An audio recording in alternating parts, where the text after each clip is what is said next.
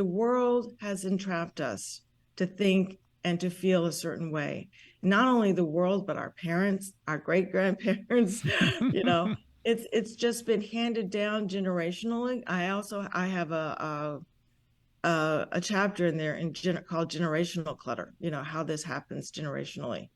So it's not our fault. It takes someone to just kind of hold up a stop sign and say, wait a minute, let's take a look at this and let's see this from God's perspective.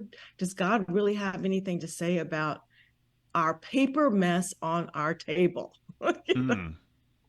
Okay, because paper seems to be one of the number one issues that when I am called in to help declutter or try to get, a better handle on finances or all kinds of things that happen with paper. And mail and newspapers and all kinds of things that happen. And it just seems to be, like that's what's on the dining room table. So we're not sitting at the dining room table. And you understand what I'm trying to get at. Yeah. Okay. So one of the chapters in my my study is called Like Manna, Like Paper. Okay. All right. And so what it really boils down to is, the story of the Israelites, in the desert, and God gave them manna, and he said, I'm going to give you enough every day just for that day. But if you store extra because you don't trust me, what's going to happen to the manna? You answer that one. Yeah, it's going to rot.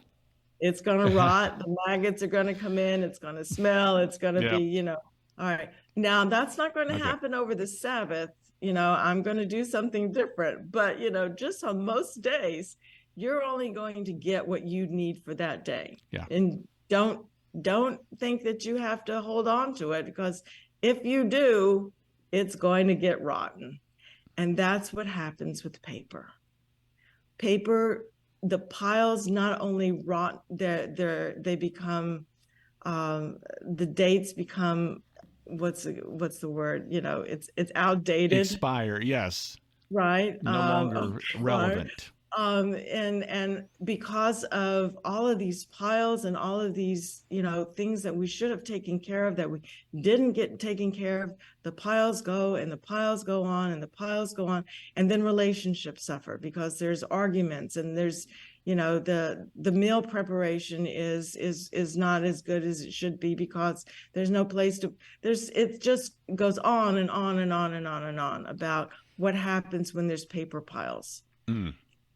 And so the concept is, do we really trust God? Bottom line, do we really trust God that he is going to give us what we need on the day so that we don't have to hang on to, information is so important because people, their identity is wrapped up in, well, I've got this, I can read this. So if I read it now, I can show everybody that I know this. Our identity is wrapped up in paper. So much of it, as I can show this article to I have one. I've got an article I want to show my son. But it's like paper is so powerful. And we need to begin to transfer that power of what we've been taught to God. We need to say, I trust you. I don't need to hang on to this because when I need this information, I know that you will lead me to where I need to go find it. Okay. That's one way. The other way is, yes, I need this information. Well, how am I keeping it so that I can get to it when I need it? What kind of a system have I even set up a system? Yes. Yeah. Right.